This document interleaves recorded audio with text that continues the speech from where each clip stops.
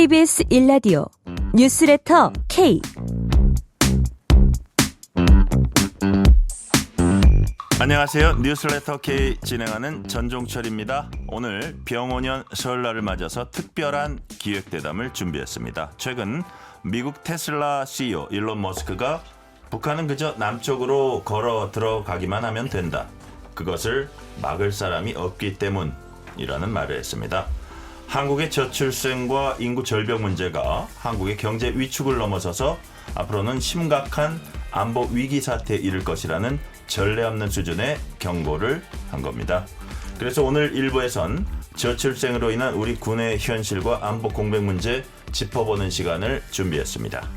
2부에서는 과거 20년 넘게 청와대 주방을 지키면서 모두 5명의 대통령 식단을 책임진 분을 만납니다. 천상현 셰프와 함께 대통령들과 음식에 얽힌 추억 그리고 맛있는 설 음식 이야기 나눠봅니다. 뉴스레터 K 지금부터 시작합니다.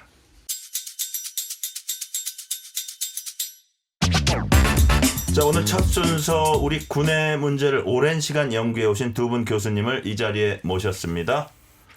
최병욱 상명대 국가안보학과 교수 그리고 최영진 중앙대 정치국제학과 교수와 함께 안보 공백 문제 심층적으로 살펴보고 대책을 모색해 봅니다. 최병욱 교수님, 최영진 교수님 안녕하세요. 예, 안녕하세요. 예. 자, 오늘 정말 귀한 시간 내주셨고요. 오늘 방송은 사전 녹음된 것임을 먼저 알려드립니다.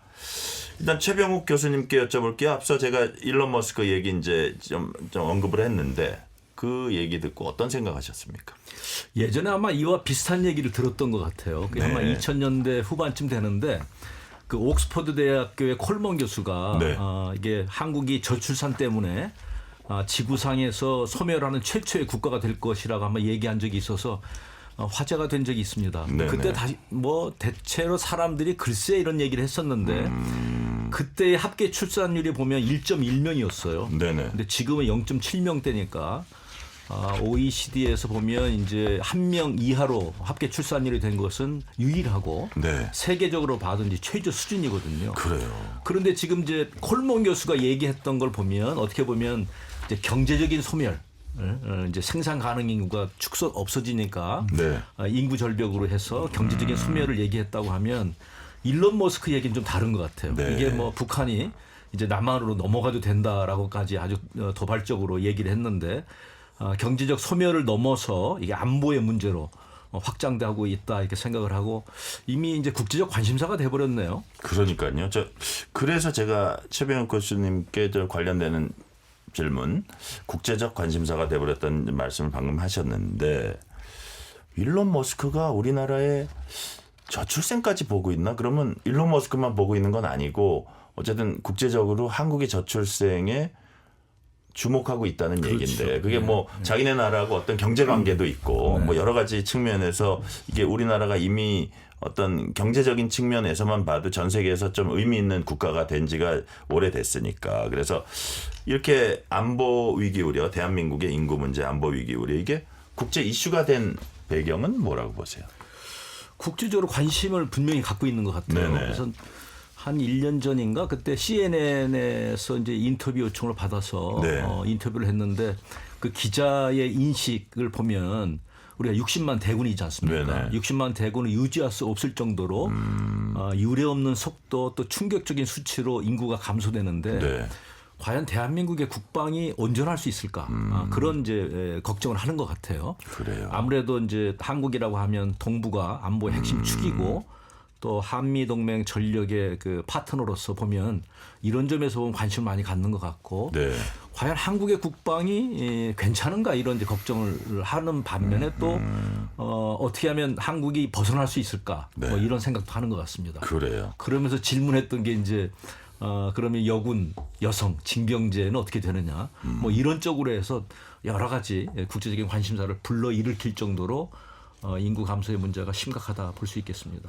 교수님 말씀하신 대로 기본적으로는 대한민국 이제 어떤 안보 문제, 그 안보가 튼튼해야지 또 어떤 경제 파트너들이 그 경제 관계도 계속 유지할 수 있으니까.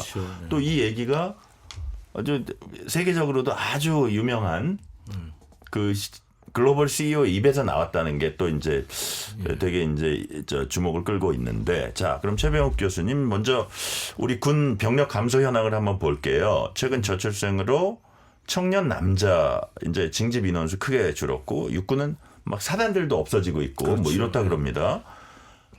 그 가장 대표적인 게 전방 지역에 있던 이기자 부대. 네. 가 사라졌다. 이런 뉴스를 제가 본 적이 있고요. 또 군 간부 출신이고 대령까지 지내셨으니까 최병욱 교수님께 여쭤볼게요. 최근에 우리 국군 병력은 뭐 어디까지 얼마나 줄었습니까? 굉장히 많이 줄었어요. 그래요? 그러니까 이게 현역 판정률이라는 것을 보면 이제 생각이 들 텐데 네네. 징집 인원이 많을 때는 현역으로 가는 사람이 이제 적어도 되잖아요. 그러니까 예전에 제가 86년도에 소대장을 할 때만 해도 네. 그때 현역 판정률, 징집 대상자 중에서 현역으로 오는 사람들이 50에서 60%면 됐어요. 예. 그 정도만 와도 되니까 뭐 조금만 뭐 가벼운 질환이 있다든지 아니면 뭐 평발이 있어도 안 왔고 네네. 또 중졸이라도 안 오고 뭐 그런 시절이 있었다고요. 근데 지금은 웬만하면 다 가야 돼요. 웬만하면 다 와야 돼요. 그러니까 지금 많이 거의 바뀌었군요. 90%에 육박하는 정도로 징집 대상자의 전부 다가 군에 오는 이런 상황인데 네. 그렇게 해도 병력이 줄 수밖에 없는 것인데 통계로 보면 네. 예전에 60만 명이었지 않습니까? 60만 대군이라 그랬죠. 대군이라 그랬죠. 예, 예. 이거 이제 무너진 지가 꽤 됐고 19년도에 56만 명으로 이제 줄었어요. 네네. 그러다가 작년 7월에 보면 이제 45만 명이니까 6년 만에 11만 명이 감소한 거거든요. 그럼 따져보면 20% 감소한 거예요. 그러니까 6년 만에 2분의 1이 이제 감소된 것이니까 굉장히 심각하고 부대 아까 이기자 부대 말씀하셨는데 지금 17개 부대가 사단급으로 보면 해체 내지 통합이 된 것이고요. 그랬군요. 다만 이게 이제 두 가지 측면이 있는데 하나는 의도한 측면이 있습니다.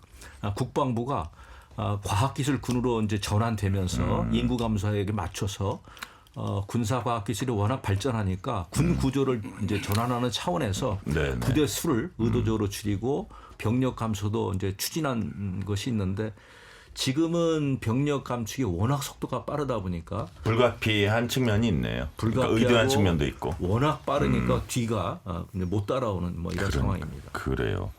자, 그렇게까지 줄었는데 뭐 만약에 특정한 시점을 이렇게 또 못 박는다면 앞으로는 그 속도가 어떻게 될 것 같아요? 얼마나 더 줄어들 것 같아요, 교수님?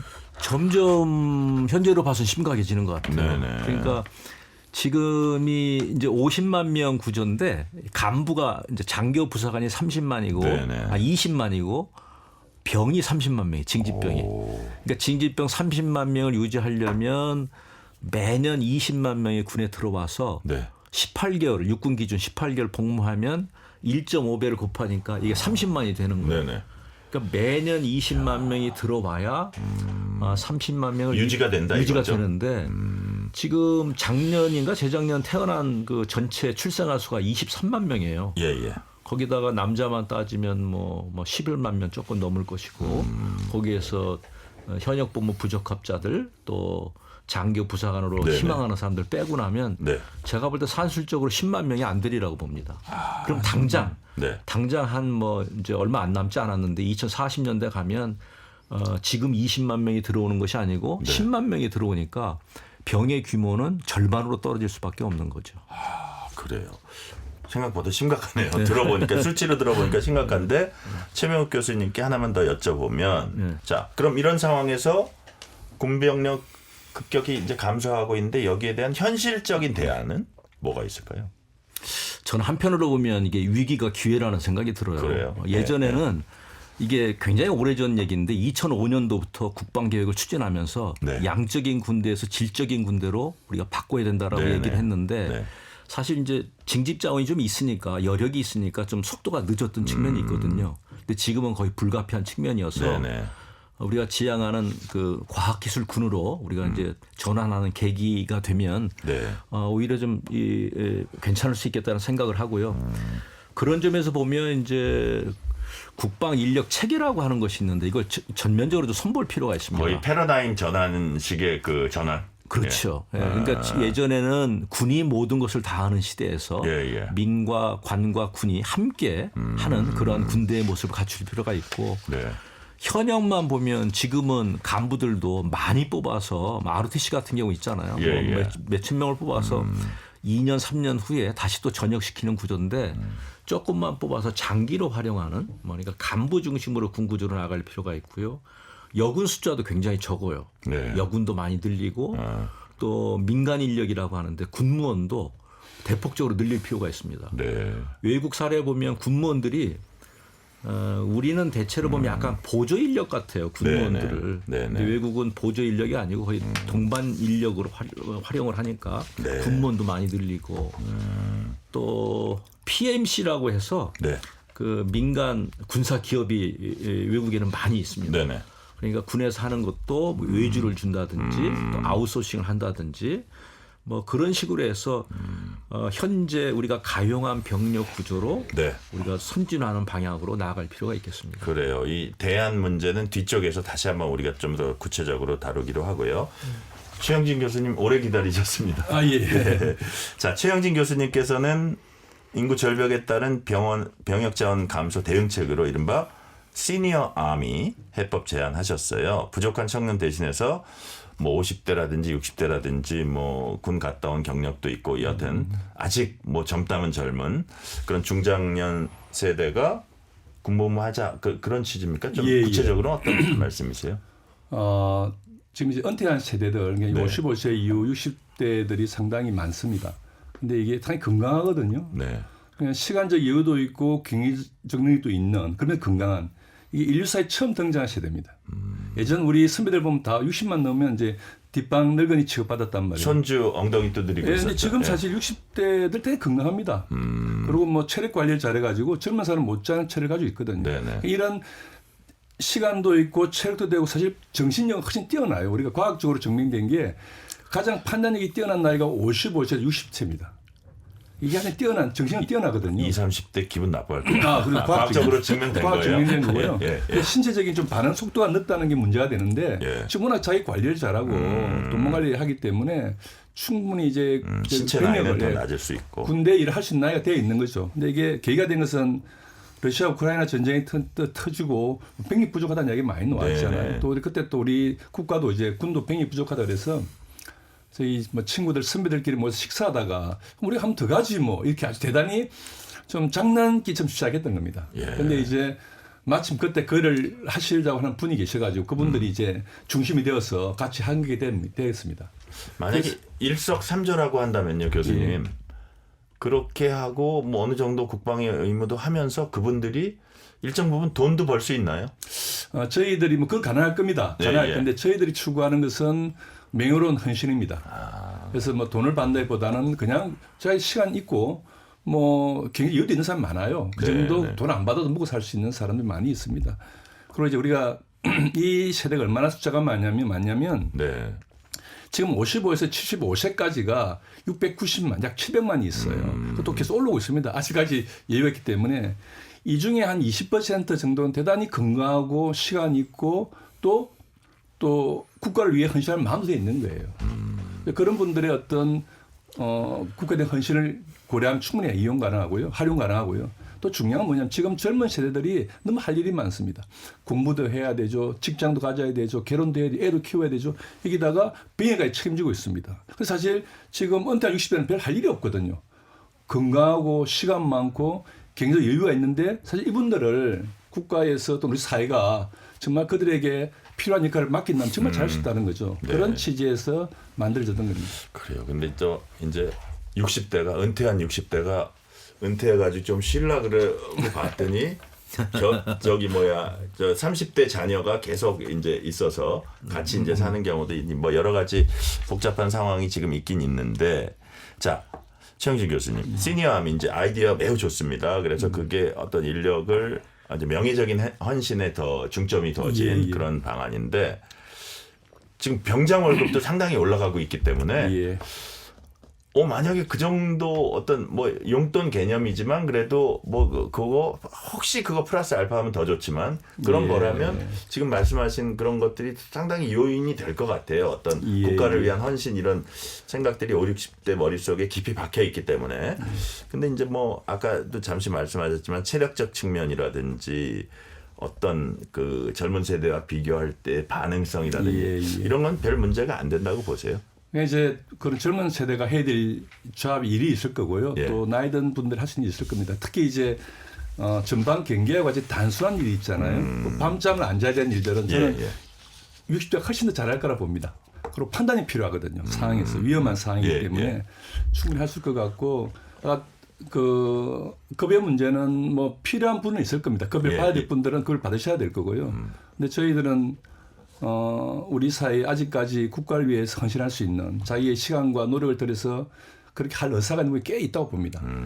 700만 중에 1% 7만입니다. 꽤 많은 숫자예요. 지금 우리 전반 경기를 한 10만이 쓰고 있거든요.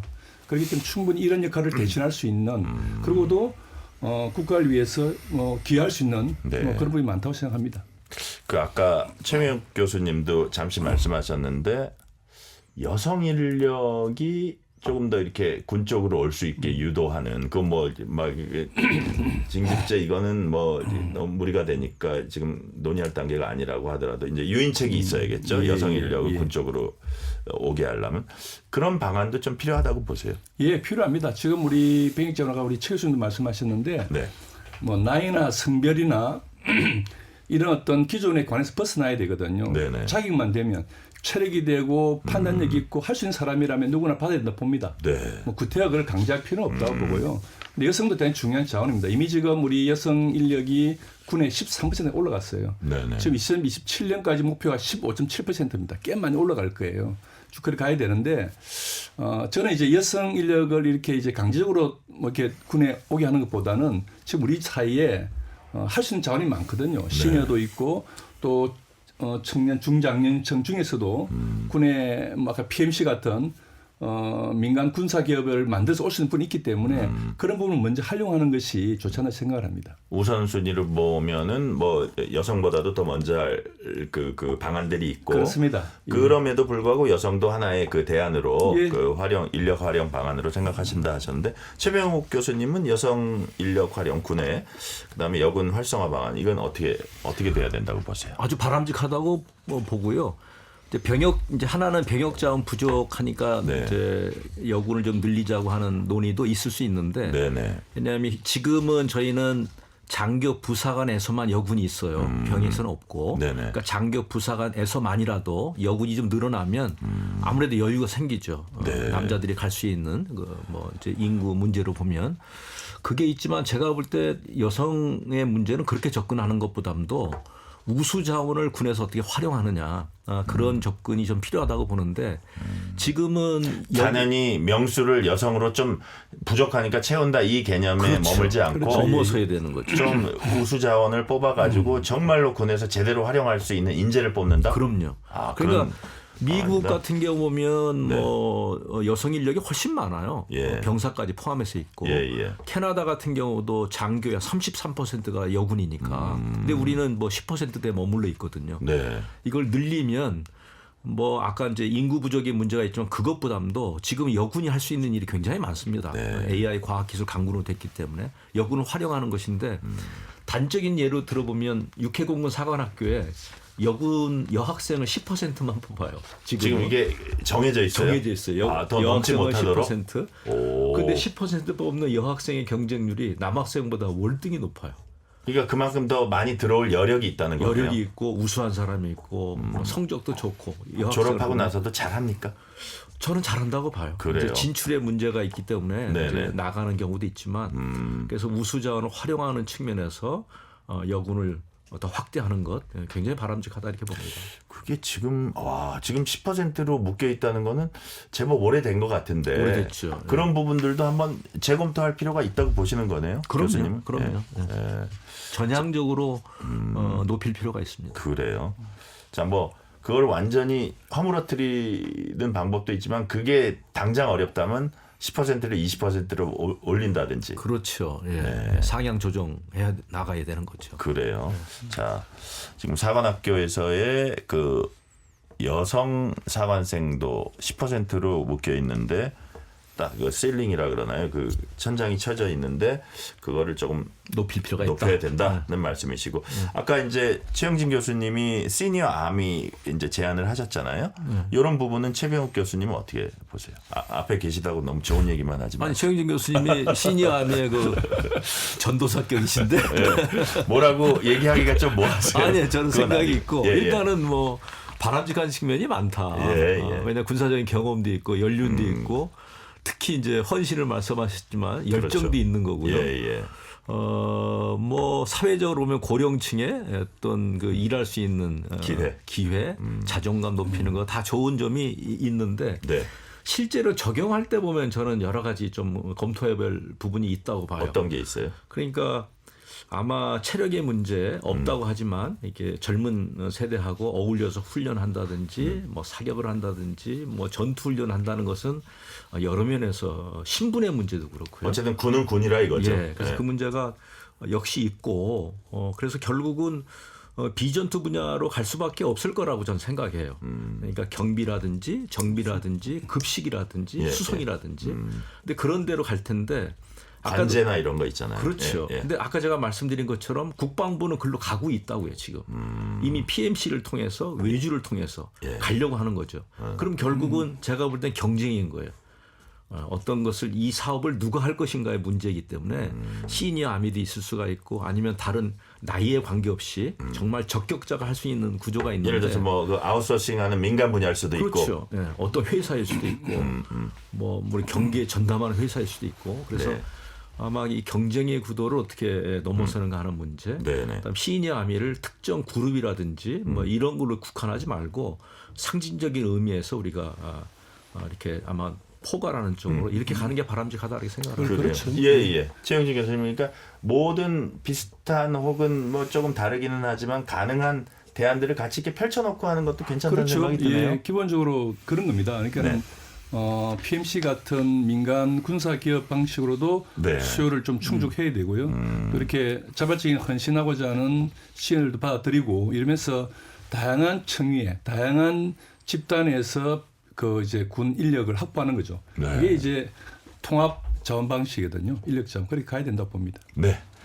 자, 지금까지 군 인력 부족 문제 실태 현황 알아보고 이를 극복하기 위한 다양한 대책을 살펴봤습니다. 여기서 잠깐 노래 한 곡 듣고 오겠습니다. 최병욱 교수님께서 김광석의 이등병의 편지 골라주셨어요. 이 노래 추천 이유 제가 말씀해 주시겠어요? 좋아해요. 좋아하고 가수를요, 노래를요, 둘 다? 둘 다 예, 좋아하고 특히 이제 우리 장병들 앞에서 이 노래 부르면 굉장히 좋아하더라고요. 그럼요. 근데 이 가사가 애절합니다. 80년대 후반 때 그러니까 집 떠나와 머리 깎고 부모님께 뭐 큰절하고 이렇게 해서 애절한데 마지막 가사 보면 또 희망도 있어요. 뭡니까 뭐 이제 다시 시작이다 뭐 이런 그렇죠. 얘기도 있고 해서 네. 정말 명곡이죠. 네, 그래서 제가 부를 때마다 너무 장병들이 좋아해서 그래요? 한번 들어보시고 그리고 오늘 설날이니까 그럼 교수님 한 소절 불러주시겠어요? 지금은 뭐 지금은 좀 그렇고요. 다음에 한번 그래서 한번 장병들 설날인데 힘내시라고 네.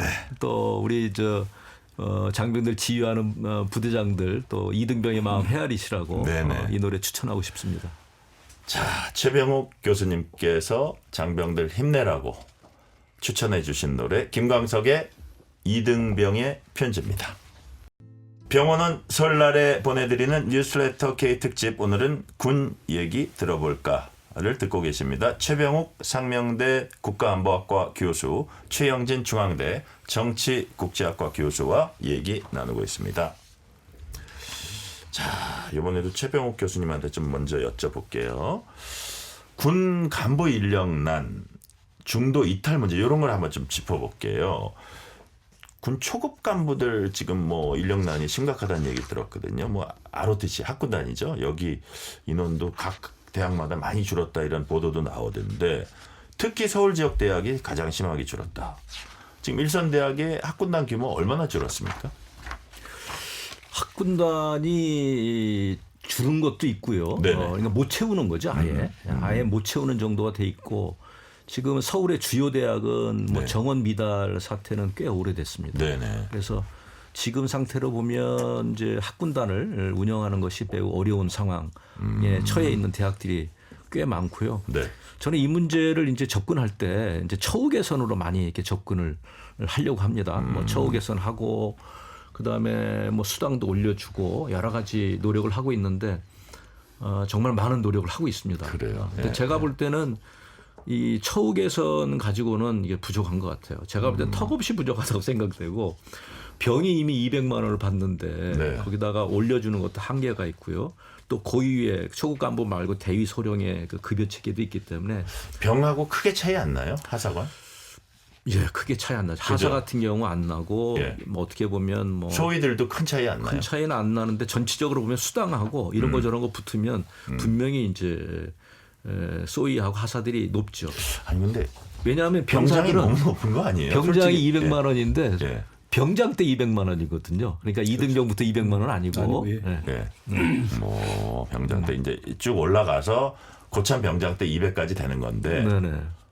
글쎄요. 저는 그냥 개인적인 생각이지만 병장을 좀 약간 더 줄이고 초급 간부나 하사관을 더 늘리면 이게 한번 준 거는 줄이기 어렵죠. 그죠? 줬다 뺏을 수는 없는 예, 거죠. 근데 이게 구조적인 문제가 있어요. 그런데 병들은 그 급여가 고스란히 옵니다. 세금을 떼지 않고 그다음에 이제 네. 그 피복이라든지 그다음에 식사비가 그냥 공짜로 주어지는 거거든요. 네. 그런데 간부가 되는 순간 이게 세금을 다 떼요. 그 식사비도 자기가 내야 됩니다. 그러니까요. 그러다 보니까 이제 빠지는 게 많은 거죠. 그러다 보니까 상대적인 차이가 줄어든 겁니다. 간격은 있죠. 높이 되어 있는데 그래서 이런 문제는 좀 구조적인 문제, 급여 문제를 본다면 구조적으로 좀 등급을 맞추고 가는 노력이 필요하고요. 네. 또 우리 군 전체적으로 어떻게 되어 있냐면은 이게 이제 계급이 높을수록 급여가 많이 주고 날수 박합니다. 네. 상호 하박 구조거든요. 그러다 보니까 중령 대령은 꽤 많이 받습니다. 예, 그런데 이제 예. 밑에 있는 초급 간부들이 문제거든요. 이런 것들은 좀 제도적으로 좀 균형을 맞추고 간다면 네. 뭐 충분히 해결할 수 있지 않나 싶습니다. 그래요. 근데 저는 예. 최명욱 교수님. 소위 때 이게 중2 때 생각해 보면 네. 그 월급이 적다는 것에 대해서 크게 문제 삼지 않았어요. 그런가 보다 생각했고. 네네. 왜냐하면 이게 약간 내 친구들도 어차피 의무로 복무하잖아요. 근데 지금 학생들이 이제 소위 중위로 임관한 학생들, 제 네. 이제 학생들한테 얘기 들어보면 비슷한 얘기를 하더라고요. 왜냐하면 1년, 2년 뭐 요 정도 급여 적은 것은 이건 괜찮다. 이거 참는데 미래에 대한 문제거든요. 그 자기가 20년, 30년 군 생활 할 거잖아요. 근데 그러면은 뭔가 희망이 있어야 될 거 아니에요. 네, 지금 안 되는 거죠. 그러니까요. 그래서 지금 보면 이제 초급 간부의 위상의 문제인데 저는 정말 비정규직이고 또 계약직이고 인터넷 신분이다 이렇게 생각을 해요. 그러니까 지금은 장학금 이렇게 저렇게 줘가지고 3년 복무시키고 5년 복무시키고 7년 복무시키는 거예요. 3, 4학년 나와도 7년 복무입니다. 7년 네, 복무 네. 나중에 그 기간을 넘어가면 내가 심사하겠다 이런 거예요. 근데 청년 그 간부들이 볼 때는 네. 이게 뭐 지금은 장기 복무 30% 되지만 앞으로 50% 70% 높아간다고 해도 네. 결국 희망 고문이잖아요. 야, 내가 3년 뒤에 5년 뒤에 나갈 수밖에 없을 수도 있겠는데 이런 생각하다 보면 네. 이게 바꾸죠. 그래서 저는 사실 이제 이런 얘기들 예전에 많이 했었죠. 장기 복무는 사관학교는 장기 복무, 3, 4학년은 뭐 중기 복무, 예. 아르트시나 학사는 단기 복무. 이런 인식의 패러다임을 좀 완전히 깨야 된다고 봐요. 그러니까 그렇기 때문에 그러기 위해서는 어떤 구조적인 유인책이 있어야 된다. 그렇죠. 그러니까 장기 복무가 확정되는 구조로 하면 제가 볼 때는 그 학군단도 많이 들어올 것이고 네네. 중도에 이탈하거나 이런 경우도 없을 거예요. 직업군인으로 이제 되는 거니까 완전히 패러다임이 다른 거죠. 그러니까 어쨌든 뭐 이제 7년 근무 의무 복무 기한 혹은 뭐 학사장교 뭐 3년 의무 복무한다 그러면 그 다음을 생각할 때 계속 바깥하고 이게 살펴볼 거 아니에요. 살펴보죠. 그랬을 때 그래도 군 인력이 이렇게 지금 부족한데 좀 잡아두려면 뭔가 있긴 있어야겠네요. 그죠? 예, 그게 예. 이제 뭐 지금 다들 이제 워낙 처우 문제, 예. 급여 문제에 집중하는데 그것만 있는 건 아닙니다. 그러니까 이제 복 환경이 되게 중요하거든요. 네네. 네. 이게 연간하면 한 20년간만 20부 이상 있어야 다닙니다. 군인들. 아 그렇군요. 그리고 애들 교육 문제도 있네요. 그렇죠. 그리고 가는 곳마다 다 교보제예요. 애들 교육도 그렇고 특히 중요한 게 그 부인들, 네. 부인들이 일자리가 없는 데를 가는 거예요. 요즘 다들 맞벌이 하고 않습니까? 예, 예. 근데 가면 사실은 혼자밖에 벌 수밖에 없는 구조예요. 네네. 이게 이런 상황에서 계속 이제 뭐 급이 올리다 순치더라도 워낙 복무 환경이 안 좋은 거죠. 그러니까 자녀 교육 문제, 네. 그다음에 자기 집사람, 그 배우자의 직업 문제 같은 게 발생하는 거거든요. 예, 예. 그래서 그런 문제를 해결할 수 있는 대안이 필요합니다. 그래서 뭐 군에서 늘 이야기했던 게 이제 좀 대단지 캠프를 만들어서 네. 미군처럼 좀 좋은 시설에 좋은 환경을 제공하자는 거거든요. 네네. 그래서 이제 그런 것들이 되지 않으면 급여가 오르더라도 크게 이렇게 지원율이 높아질 거라고 보지는 않습니다. 자, 역시 이것도 같은 맥락인 것 같아요. 최병욱 교수님. 그 군 간부들 중도 이탈하는 거 있잖아요. 예. 임관 10에서 20년 차 사이 중견 군 간부 희망 전역 휴직 건수 역대 최대치에 달했다고 하는데 이것도 비슷한 맥락으로 봐야 됩니까? 우리가 얘기하고 있는. 그러니까 점점 안 좋아지는 것 같아요. 그러니까 그 사관학교 졸업했어도 5년 차에 네. 전역하는 그 대위 정도 되나요? 그것도 이제 급증하고 있다고 하고 네. 부사관 장교도 보니까 해경으로 막 이직하는 경우도 많고요. 그런 거 보면 첫 번째는 야 군대가 많이 힘들어졌구나 아니면 네. 힘들어졌다고 느끼는 거구나 하는 생각이 들고 지금은 이제 간부수가 많이 줄어서 네네. 일은 그대로인 거예요. 그다음에 부대 구조도 그대로인데 간부수는 주니까 소위 말하는 겸직을 많이 하는 것 같아요. 그러니까 말없이 감당이 된 겸직 이런 것도 있어서 그런 것들이 좀 힘든 구조가 있고 저는 이제 제 학생들 이렇게 이제 인권에서 들어가 있는 학생들하고 얘기하다 보면 가장 큰 게 직업적인 불안감인 것 같아요 이게. 그러니까 군이 거의 유일한 직장인데 진급 못하면 나가는 구조예요 군대가. 그러니까 대위는 맥시멈으로 근무할 수 있는 게 43세입니다. 네. 소령이 예전에 이제 45세였다가 그게 50세로 늘렸어요. 중령 대령이야 조금 뭐 고위니까 53세, 56세지만 대체로 보면 대위 소령 때 나간다고 보면 40대 초중반에 나가는 거예요 이게 진급 못하면. 그러면 사관학교 나오고 이런 이제 친구들 말고 보면 네. 야 내가 40대에 나갈 수밖에 없는 직장이라고 생각되거든요 이게. 네네. 그러려니 그럼 지금 나갈까 하는 생각도 하는 거죠. 자, 최영진 교수님. 그러면 군 간부들 뭐 중도 이탈이라든지 뭐 초급 간부들 처우에 대한 불만이라든지 뭐 이런 것들이 쫙 어떤 아까 구조적인 문제라고 이제 말씀을 하셨는데 어떤 대책이 있을 수 있을까요? 네, 기본적으로 이런 겁니다. 지금 우리가 이제 군인을 바라보는 관점이 이전에는 국가에 대한 헌신, 애국 이런 식으로 봤거든요. 근데 네. 지금 젊은이들은 하나의 직업입니다. 직업. 네. 그럼 이게 좋은 직업이 돼야 되거든요. 좋은 직장이 돼야 됩니다. 좋은 직장으로 해서 조건이 뭐냐. 요즘 MZ세대 물어보면 1번은 물론 경제적인 겁니다. 근데 2번이 뭐냐면은 출퇴근 시간 잘 지키는 것, 야근 안 하는 것. 워라밸하고 그렇죠. 관련이 있는 거네요. 워라밸 요건이 들어가는 겁니다. 예. 이 워라밸이라는 것은 사실 조직 문화적 차원이거든요. 근데 우리 군이 어떤 거냐면 이전이 예전식의 조직 문화에서 크게 벗어나지 않았어요. 수시로 야근하고 수시로 이제 뭡니까 이렇게 그 주말에 근무하고 그 다음에 또 비상도 많이 걸리고요. 그러니까 군에서는 뭐 북한의 어떤 뭐가 도발이 있으면 바로 비상을 걸지 않습니까? 네네. 그러면 이제 그 비상이 걸리면 모든 초급 간부들이 일상생활이 중단되는 거예요. 근데 이런 일들이 반복되니까 네. 젊은 사람들이 이제 국가에 대한 헌신도 중요하지만 자기 삶이 대단히 중시하거든요. 가족도 챙겨야 되고. 네.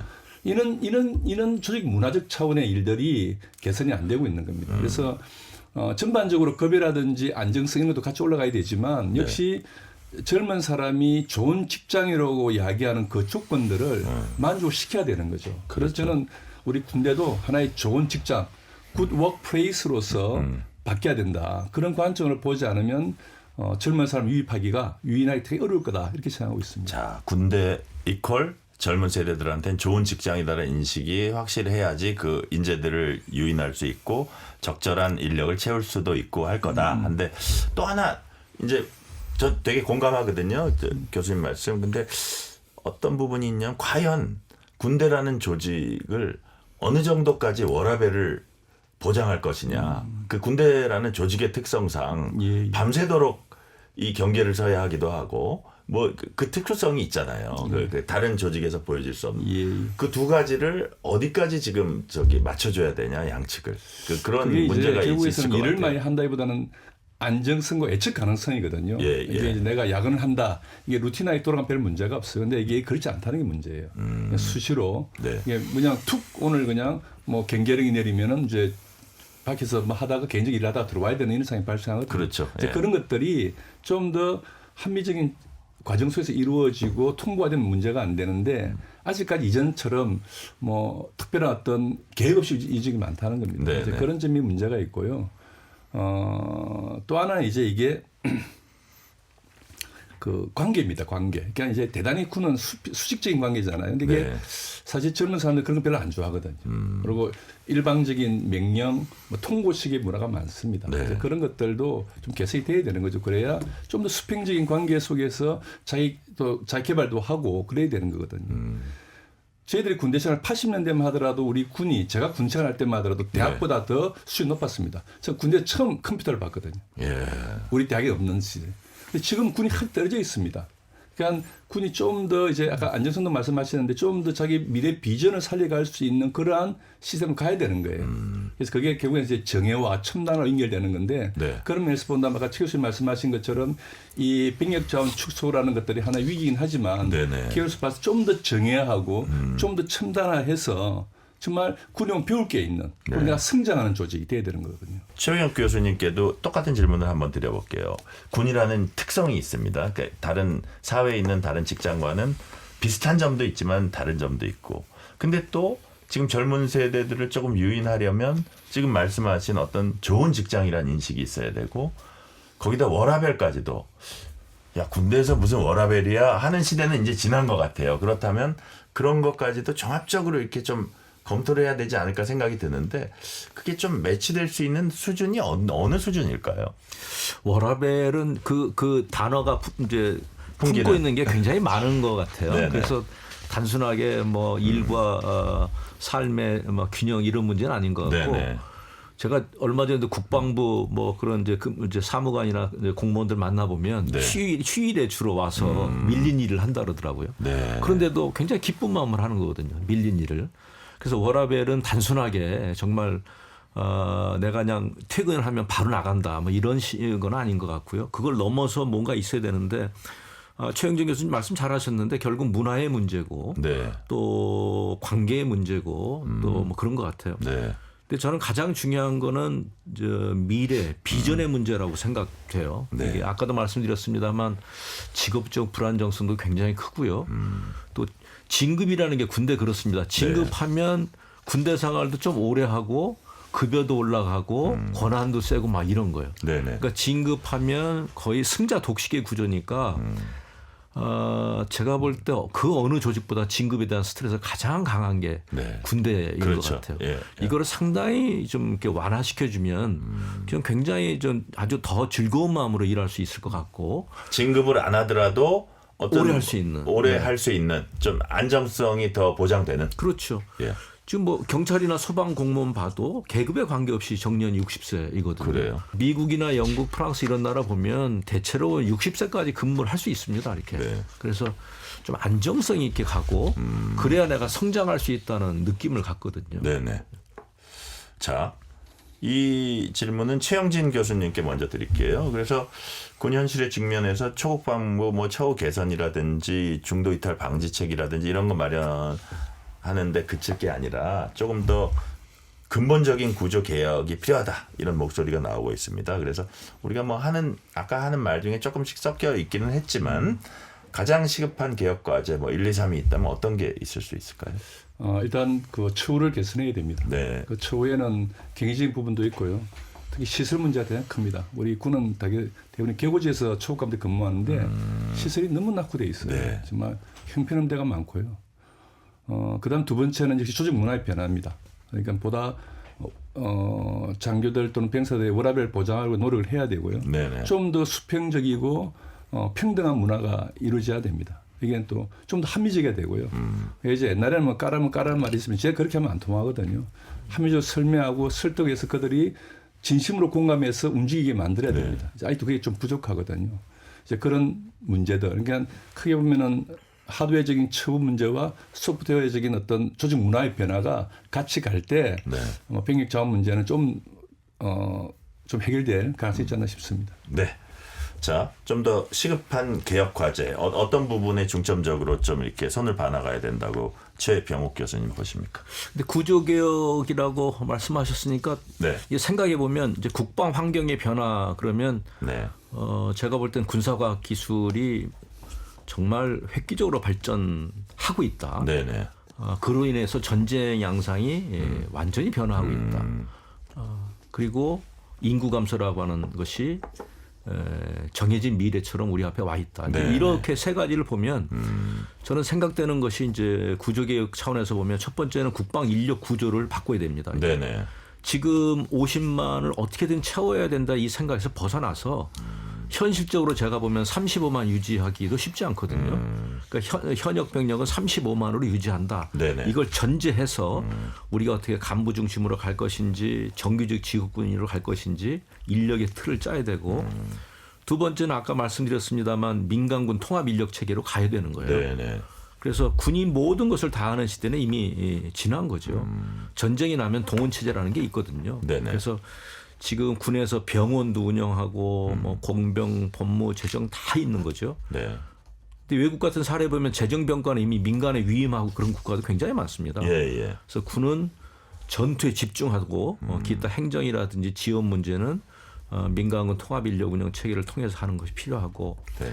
세 번째는 군의 시스템을 바꿔야 된다고 생각하는데 사람은 줄었는데 규모하고 하는 일은 그대로인 거예요.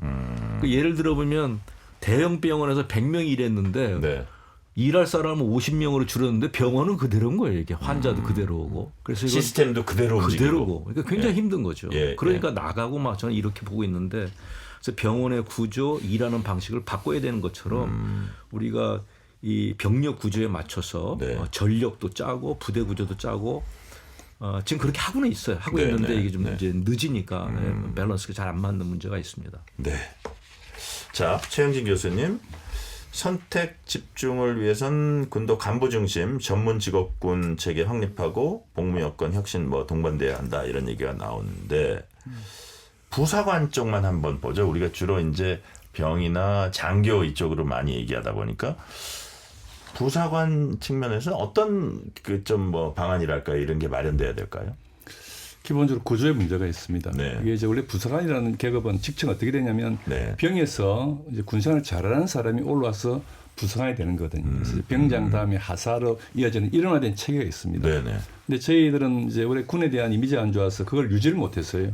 그러다 60몇 년인가부터 별도의 부사관 계획을 뽑았던 겁니다. 네. 그러니까 병과 부사관이 분리되어 있는 거예요. 근데 문제는 병은 사실 대부분이 다 대학 재학생들이 오거든요. 근데 부사관들은 한 80%가 고졸이나 전문대 졸업이에요. 그러니까 이게 병과 부사관의 이 관계가 계급은 부사관이 높은데 네. 나이나 학력은 병이 높은 현상이 발생하는 거예요. 이게 부조화를 일으키면서 계속 군에서 갈등 요인이 발생하고 있는 겁니다. 네, 네. 이 문제를 해결해야 된다. 이게 해결되지 않으면 대단히 어려울 거다. 양자가 다. 해결이 어떤 방향으로 통합을 해야 되는 거죠. 통합을 해야 된다. 근데 통합하려면 훨씬 이들에 대한 대우가 좋아져야 되고 신문 보장도 많이 돼야 되는 겁니다. 네. 그래서 그는 흔히 이야기하는 게 이제 신문 안정성을 보장하기 위해서는 뽑을 때부터 네.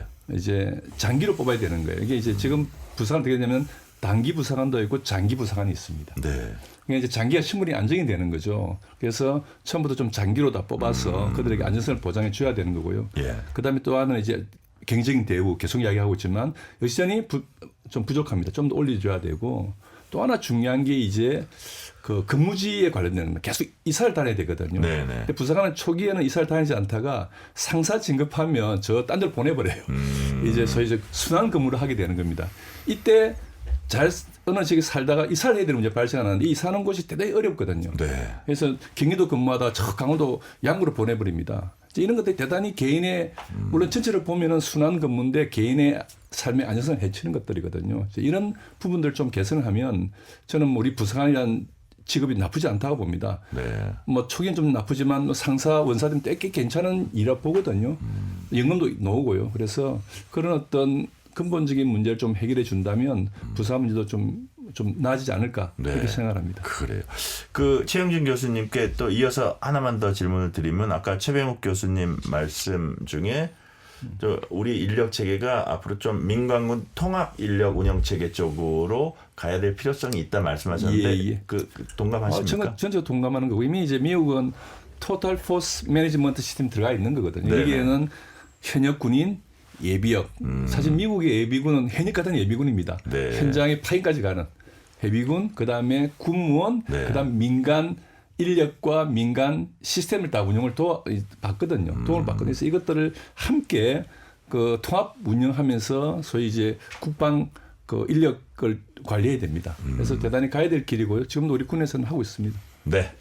자, 오늘 두 분 교수님하고 같이 이제 대한민국 국군의 현주소 살펴보면서 저출생 인구 절벽 우려, 군 인력 구조 개혁, 뭐 군 사기 진작, 뭐 군 아까 교수님 말씀하신 문화 변화 뭐 이런 것들 과제들 많이 얘기하셨는데 자, 지금 오늘 뭐 여러 얘기를 많이 해 주셨기 때문에 그거를 조금 정리하는 차원에서 마지막으로 먼저 최영진 교수님한테 여쭤볼게요. 그 군 발전을 위한 어떤 조금 더 큰 틀에서의 정책적 제언이랄까요? 그거를 한 말씀 하신다면 어떤 말씀 하시겠습니까? 사실 지금 저희들이 말한 것들은 뭐 새로운 이야기는 아니고요. 이미 많이 이야기해왔던 것들입니다. 문제는 뭐냐면 개선책이 없어 안 되는 게 아니에요.